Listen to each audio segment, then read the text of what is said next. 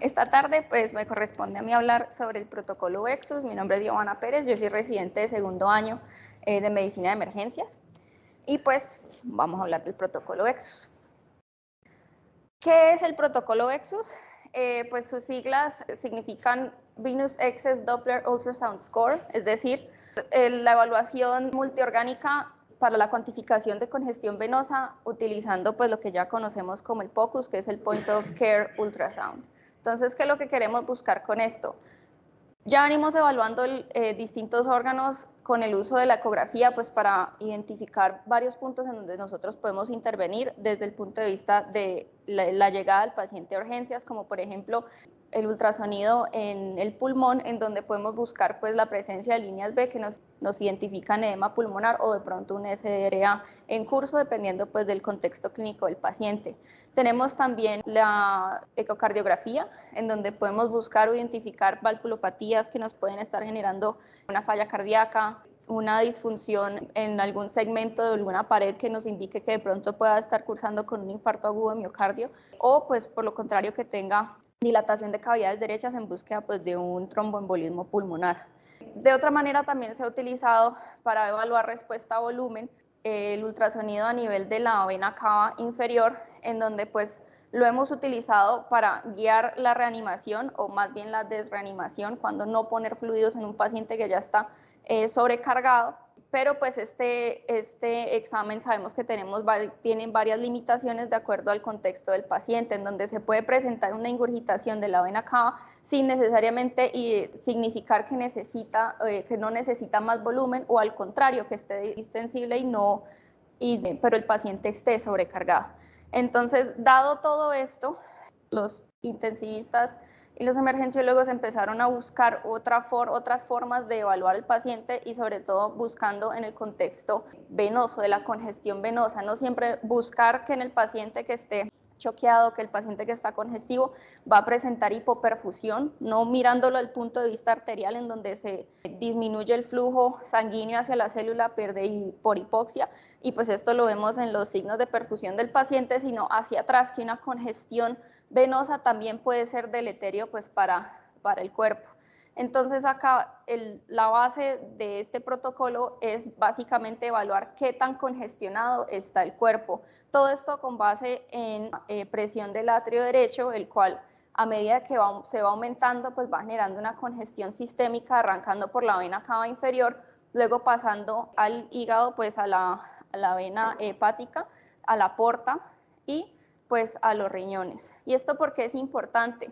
Porque esto nos genera algo llamado una disfunción orgánica congestiva, en donde sobre todo en los órganos que están encapsulados como el hígado y el riñón, ellos no tienen para dónde expandir. Entonces, a medida que va aumentando la presión venosa y la congestión, estos vasos también pueden ser propensos a colapso por la congestión externa, y esto también pues es deleterio para el cuerpo. Entonces, ¿cómo se manifiesta esto en el cuerpo humano? Pues podemos verlo a través de la congestión hepática, la colestasis, lo podemos ver en el riñón como una falla renal aguda, en el cerebro se puede manifestar como un delirium o una encefalopatía, en el intestino va a generar edema intestinal que nos puede generar un síndrome de malabsorción o inclusive un hilio intestinal, y a nivel de piel va a generar edemas, y esto nos puede propagar la generación de úlceras por presión en los pacientes y pues la sobreinfección de estas. ¿Listo? Entonces es algo que hay que tener en cuenta en los pacientes, y para eso fue que se empezó a generar el protocolo.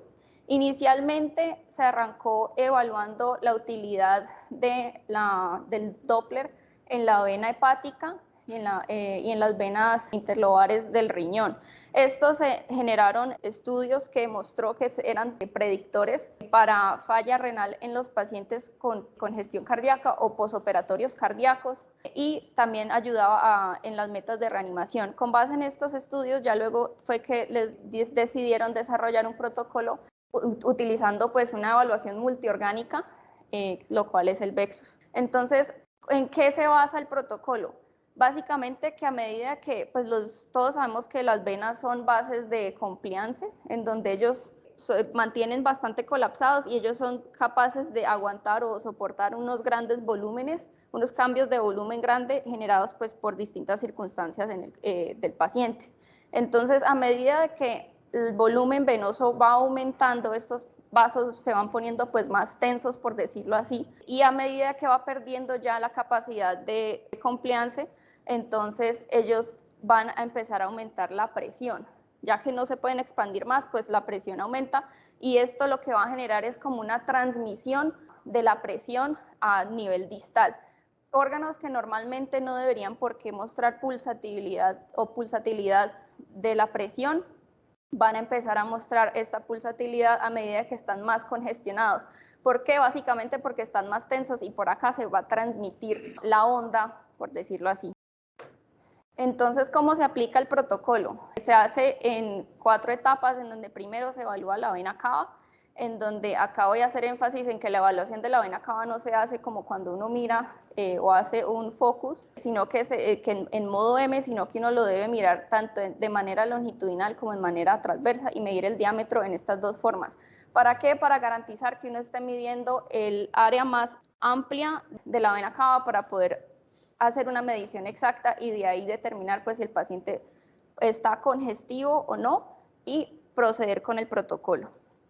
De ahí pasamos a la evaluación de la vena hepática, de ahí a la vena portal y por último las venas interlobares o los vasos interlobares más bien. Entonces, paso a paso, ya como sabemos medir pues la vena cava, quise hacer más énfasis en la parte del Doppler porque es un poquito más complicada.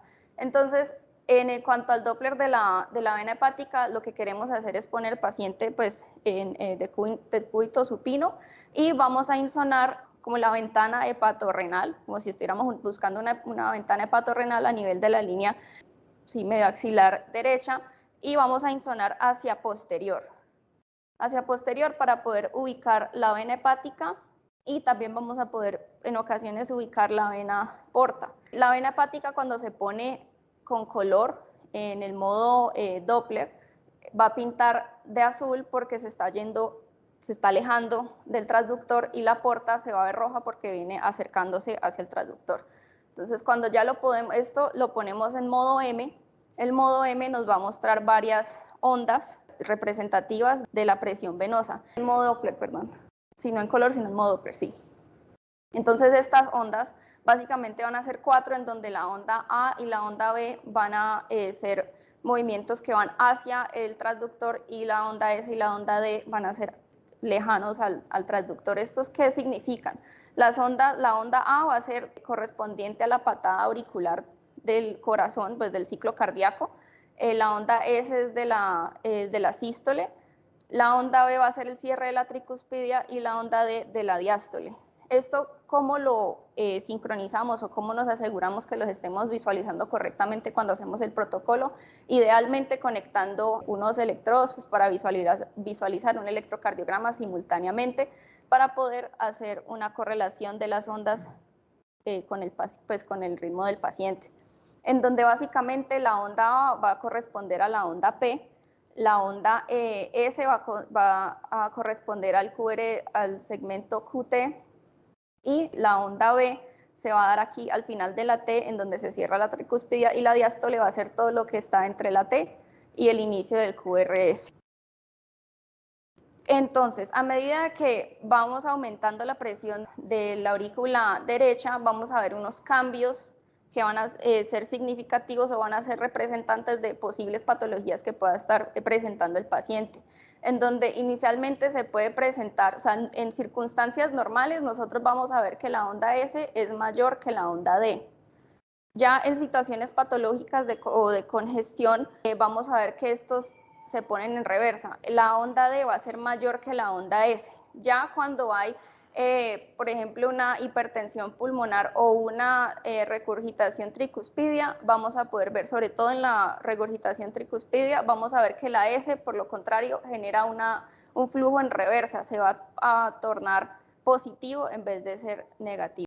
¿Listo? Entonces esto es importante, y esto básicamente va mostrando el grado de severidad de congestión en el paciente a nivel de la vena hepática. En cuanto al Doppler de la vena portal, es importante saber que pues el hecho de que el hígado esté entre la hepática y la porta va a generar como una atenuación fisiológica de la transmisión del pulso venoso. Entonces, lo que esperamos ver, en contrario a lo que vemos en la vena hepática, que sí tenemos unas ondas representantes, es que por lo contrario debe tener un flujo continuo. Cuando se insona, pues de la misma forma, ya se hace un poquito más anterior, se busca la porta, se debe visualizar roja, nos debe mostrar un flujo continuo, ¿listo? Y a medida que se va congestionando, se va poniendo más pulsátil. ¿Por qué? Por lo que ya había mencionado, que se va congestionando, se va poniendo más tenso, por decirlo así, hay más presión en estas venas y va a haber mayor transmisión de la pulsatilidad. Y para esto, nosotros acá, pues con esta fórmula de fracción de pulsatilidad, midiendo en el punto más alto y el punto más bajo de la curva, utilizando esta fórmula de acá, vamos a sacar una fracción de pulsatilidad que nos va a indicar qué tan congestionado, qué tan aumentada está la presión de la aurícula derecha.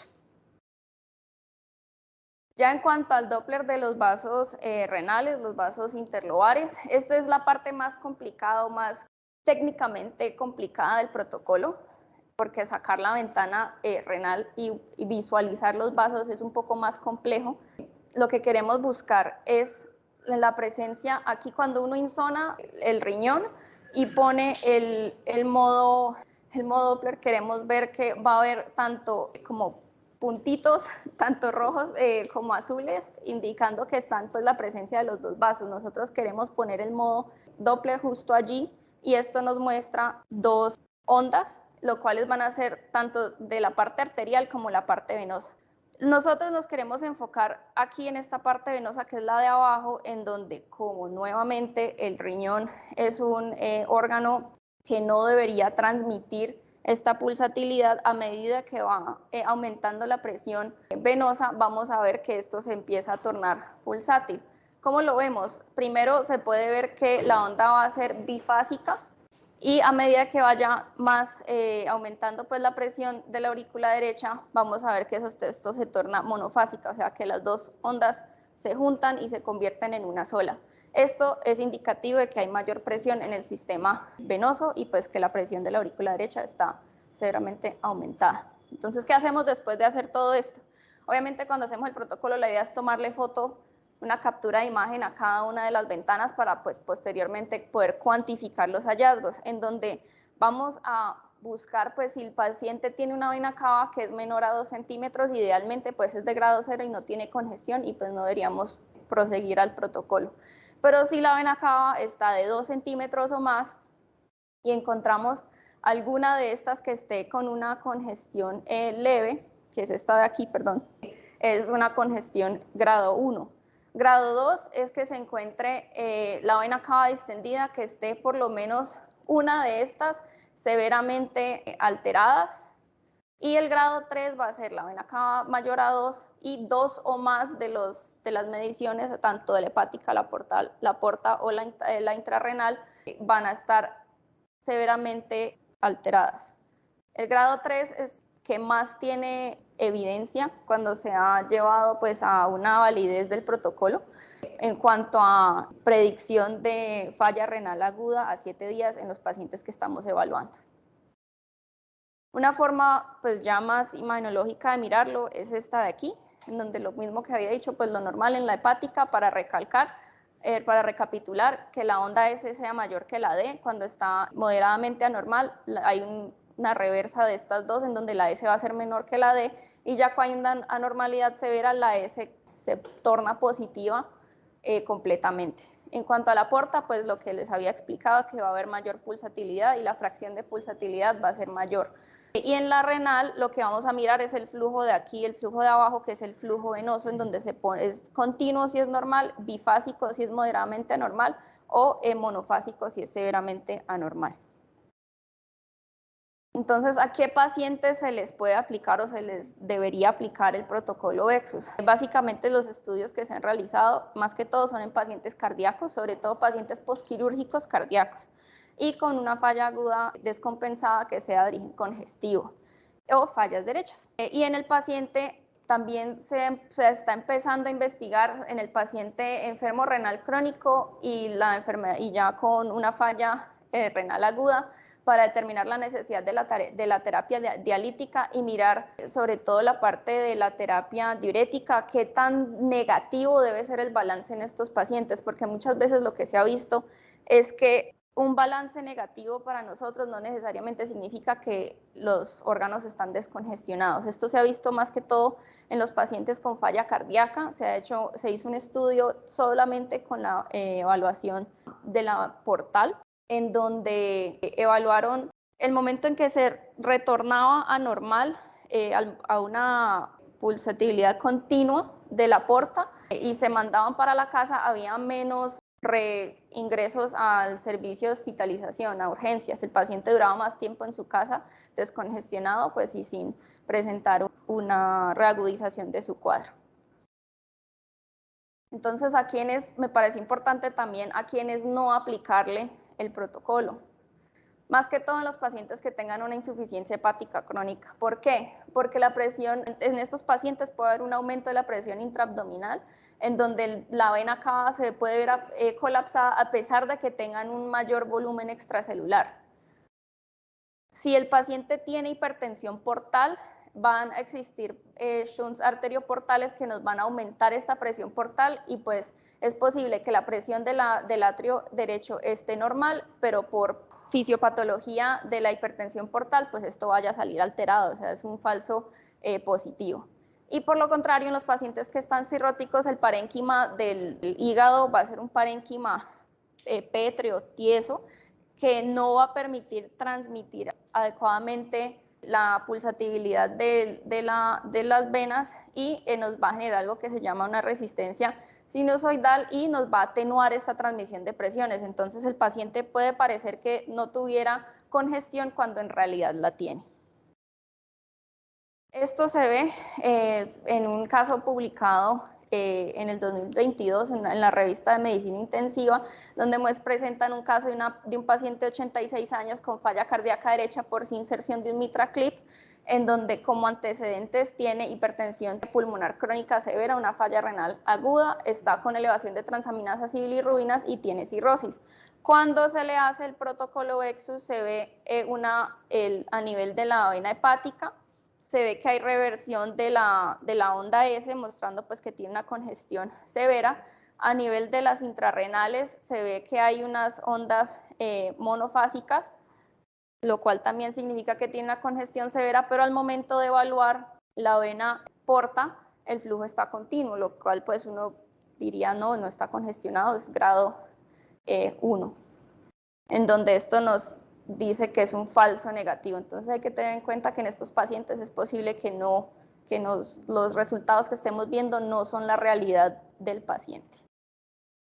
Entonces, en cuanto a si tiene validez o no el estudio, pues el estudio que se realizó para intentar hacer esto fue realizado por el doctor William Beubin-Solney en el 2020, en donde lo que hizo fue hacer un análisis post-hoc de un estudio que se había hecho ya en pacientes quirúrgicos cardíacos. Fue realizado en un centro en Canadá desde el 16 de agosto hasta el 17 de julio, en donde participaron 145 pacientes. El objetivo primario era desarrollar el protocolo y validar el potencial valor clínico para predecir que la falla renal aguda posterior a una cirugía, una intervención cardíaca, con un objetivo secundario de comparar pues, la utilidad clínica con la presión venosa central, que pues se sabe que es un marcador que se utiliza frecuentemente, sobre todo en la unidad de cuidados intensivos. En cuanto a los criterios de inclusión y exclusión, fueron incluidos pacientes mayores de 18 años que fueron sometidos a un bypass cardíaco y se excluyeron los críticamente enfermos, los que ya tenían falla renal antes de entrar a la cirugía, los pacientes cirróticos y los pacientes con una trombosis portal y pues enfermedad renal crónica. En cuanto a la forma en que lo realizaron, ellos dividieron el protocolo pues en varias formas, varias etapas, en donde tenían el A, el B y C, que sí incluían la vena la vena cava inferior, y el D y el E que no los incluía. El grado 1 siendo que pues la mayoría de los hallazgos eran normales o moderadamente anormal. El grado 2 que fueran en el A, solo un hallazgo anormal, y pues a medida que nos íbamos yendo hacia acá, hacia el E, por ejemplo, ya era más enfocado en los severamente anormales, sin presencia pues de evaluación de la vena cava. ¿Qué nos mostró el estudio? Que la asociación entre el grado de severidad de congestión en los pacientes y el riesgo de injuria renal aguda tenía una significancia estadística en el grado 3, que era el severamente congestionado. En los otros dos, en el 2 y en el 1, en realidad no obtuvo una significancia estadística. ¿Qué nos dice esto? Pues que si tenemos un grado 3 o está severamente congestionado, el paciente podría tener más riesgo de presentar una falla renal aguda a los 7 días. Ya cuando se ajustó, se realizaron pues el ajuste eso fue por presencia de inotrópicos y vasopresores en los pacientes pues mientras se estaban utilizando, y un riesgo preoperatorio de presentar falla renal aguda. Se demostró que también el grado 3, el score 3 del VEXUS, sí tenía una significancia estadística en cuanto a predicción de falla renal aguda en estos pacientes. Nuevamente, los protocolos pues, que más se adherían a las alteraciones severas fueron las que mostraron una significancia estadística. Mientras que en cuanto a la sensibilidad y la especificidad del protocolo, eran comparativas con utilizar solamente el Doppler portal y el Doppler renal. En cuanto a especificidad, estas son mayores, pero no tienen mucha sensibilidad. Es decir, si el paciente no las presenta, es más confiable que el paciente no esté congestionado, pero si las presenta, pues sabemos que hay cosas que sí pueden alterar estos hallazgos y no necesariamente significa que lo que necesita es depletarle un volumen. Y pues definitivamente cuando se compara con la presión venosa central, la sensibilidad y la especificidad de todos estos valores de presión venosa central no tienen significancia estadística, tienen muy mala sensibilidad y especificidad.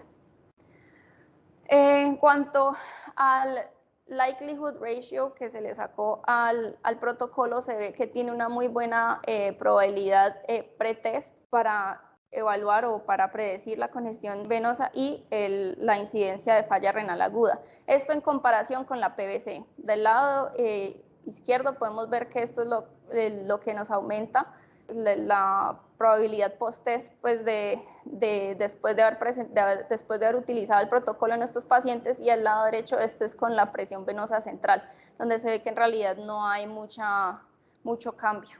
Entonces, en realidad sí tiene validez externa, pues lo que concluye ese estudio es que pues hay bastantes limitaciones, que fue realizado en un solo centro, fue utilizando datos extrapolados de otro estudio que ya se había hecho previamente en pacientes con cirugía cardíaca.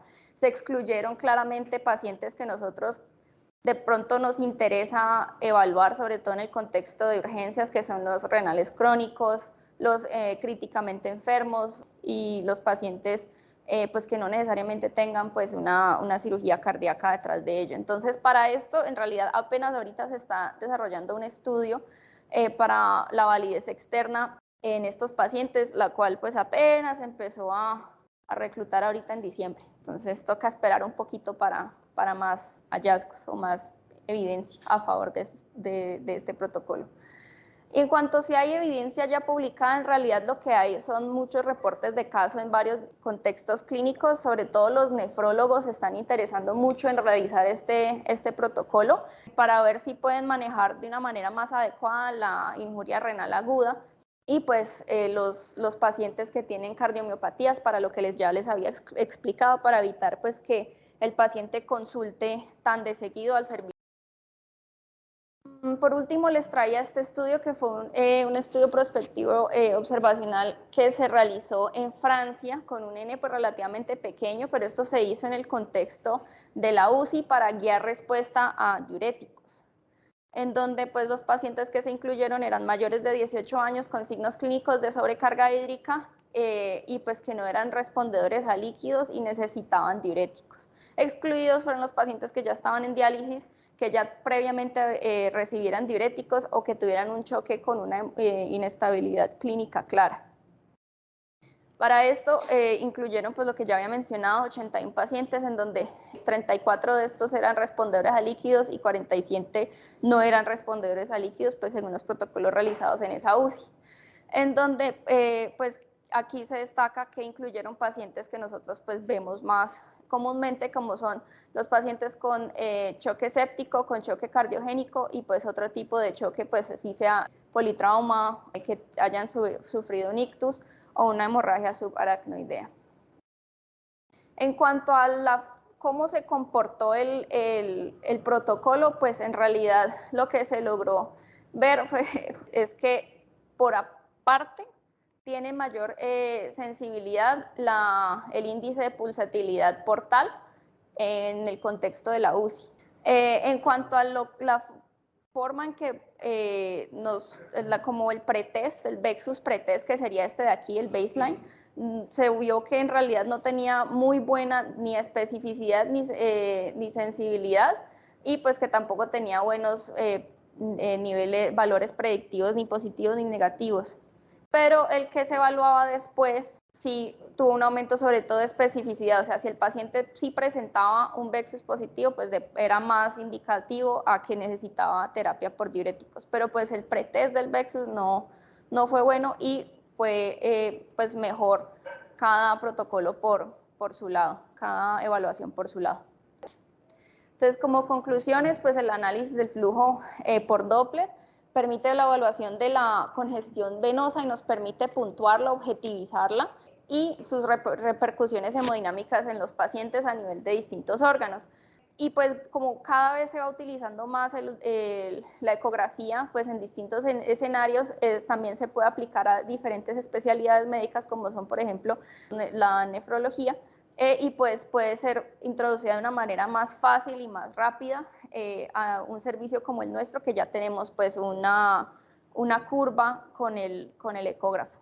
Es importante saber que ayuda a detectar la congestión venosa, pero no necesariamente para hacerle un seguimiento seriado de la respuesta a terapia diurética, por ejemplo, en estos pacientes. Y parece ser que los que más se le pueden aplicar o los que más se les ha beneficiado en la aplicación de este protocolo es a los pacientes con falla cardíaca y nefropatía congestiva.